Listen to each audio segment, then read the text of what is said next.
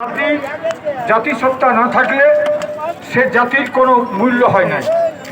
জাতিসত্তা অর্থাৎ তার ভাষা, তার ধর্ম এবং সংস্কৃতি।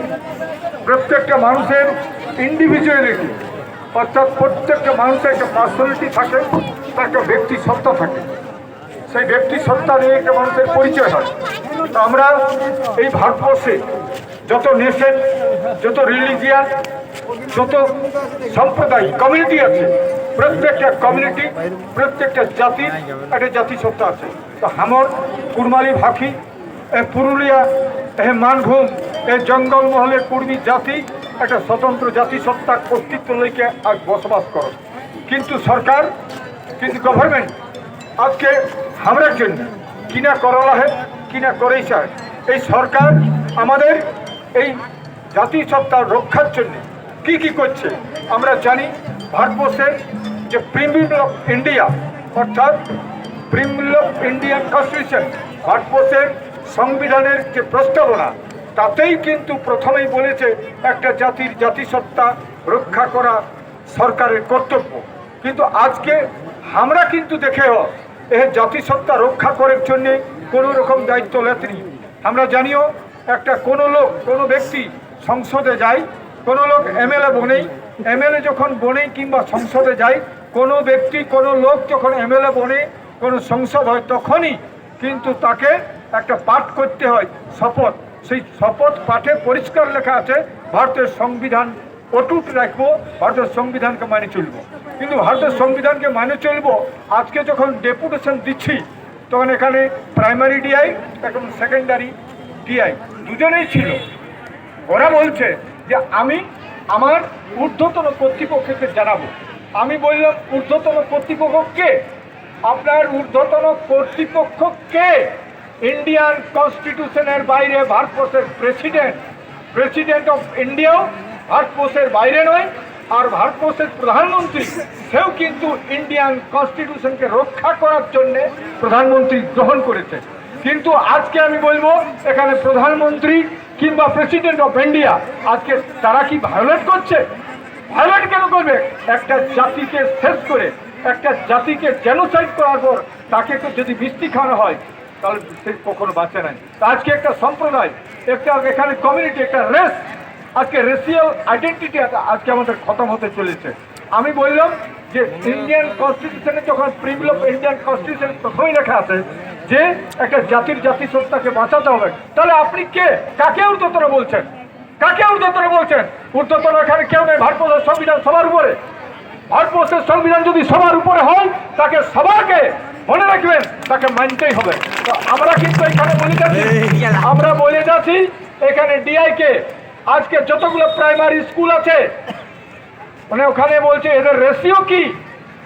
কোন স্কুলে মাত্র আছে 87 জন টিচার, 87 জন ছাত্র, আর টিচার আছে 7 জন, 8 জন, 10 জন, বহুগুলো টিচার এরকম। কিন্তু রেশিও কি? কোনো রেশিও ফলো করা হয় নাই। আমি বললাম যে এখানে কে চেঞ্জ করে? এখানে থাকে কে?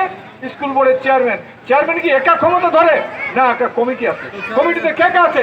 যদি কমিটি সবাই থাকে তাহলে কমিটির সিদ্ধান্তই সবার বড়। একজন চেয়ারম্যান বড় হতে পারে না কখনো। তাহলে চেয়ারম্যান বড় করে কি করে করে?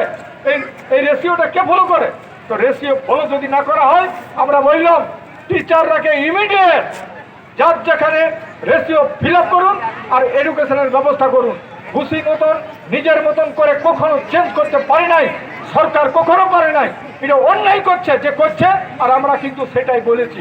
ইমিডিয়েট ব্যবস্থা যদি না করে আমরা কিন্তু 1 বছর সময় দিচ্ছি কুড়মালি ভাষা চালু করার জন্য। ঠিক আছে না? কুড়মালি ভাষা চালু করতে হবে। আর শুধু কুড়মালি ভাষা বলছি নাই, আমার স্বতন্ত্র জাতিসত্তা যাদের আছে, অর্থাৎ এখানে রাজওয়ারদের আছে, এখানে আনসারিদের আছে, এখানে বাউরিদের আছে, এখানে মুন্ডাদের আছে, সমস্ত সাঁওতালদের আছে, প্রত্যেকটা জাতির ও খেরিয়া সবার ভাষার স্বতন্ত্র জাতিসত্তা আছে, যা রক্ষা করার জন্য দায়িত্ব সবার। তা আমি বলবো ইন্ডিয়ান কনস্টিটিউশনের উপরে কেউ নয়। আজকে আমরা এইখানে আমাদের দাবি নিয়ে এসেছি, কারণ আমরা যে কনস্টিটিউশন, এটা মৌলিক অধিকার, এটা আমাদের মৌলিক অধিকার। মনে রাখবেন মানুষের কতগুলো অধিকার আছে। এই অধিকারগুলো একটা হচ্ছে লিগ্যাল রাইট, একটা সাধারণ বললে লিগ্যাল রাইট, একটা হচ্ছে মৌলিক অধিকার, মানে একটা হচ্ছে আমাদের ফান্ডামেন্টাল রাইট। ফান্ডামেন্টাল রাইট আর মৌলিক অধিকার আর একটা লিগ্যাল রাইট। লিগ্যাল রাইট সব সময় ফলো হয়, ভারতবর্ষের সাধারণ আইন দ্বারা সুরক্ষিত থাকে। Always legal right is protected and enforced by the common law, general law, ordinary law. Ordinary law দিয়ে আমাদের এখানে লিগ্যাল রাইট সুরক্ষিত আছে, কিন্তু fundamental right is always enforced, protected and guaranteed by the constitution. আরেকটা কথা আছে, আমাদের আরো একটা জিনিস আছে যেটা আমরা জানি নাই, একটা আছে আমাদের প্রেসক্রিপটিভ রাইট। প্রেসক্রিপটিভ রাইট হচ্ছে যেটা জন্মগতভাবে, যেটা acquired by tradition, acquired by custom. Acquired by custom, যেটা কাস্টমারি ভাবে যে আইনটা আমরা ফলো করছি, সেইটা কিন্তু সরকারের ফান্ডামেন্টাল রাইটও চেঞ্জ করতে পারে নাই, আর ওটা কখনো কোনো ল দিয়ে চেঞ্জ হয় নাই কখনো। সেটা হচ্ছে কি না, তাকে বলে কাস্টমারি রুল। সবার উপরে লেজিসলেচার চেঞ্জ করতে পারে নাই, আর পার্লামেন্টও চেঞ্জ করতে পারে নাই। আমাদের এখানে যারা ট্রাইবেল স্ট্যাটাস ফলো করে,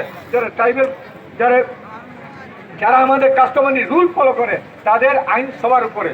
তা আমরা এখানে তিনটা রাইট পাচ্ছি, একটা লিগ্যাল রাইট, একটা প্রেসক্রিপটিভ রাইট, আর একটা হচ্ছে ফান্ডামেন্টাল রাইট। তা আমাদের তিনটা রাইটে কিন্তু আমাদের কাছে সবসময় পাওয়ার কথা বটে।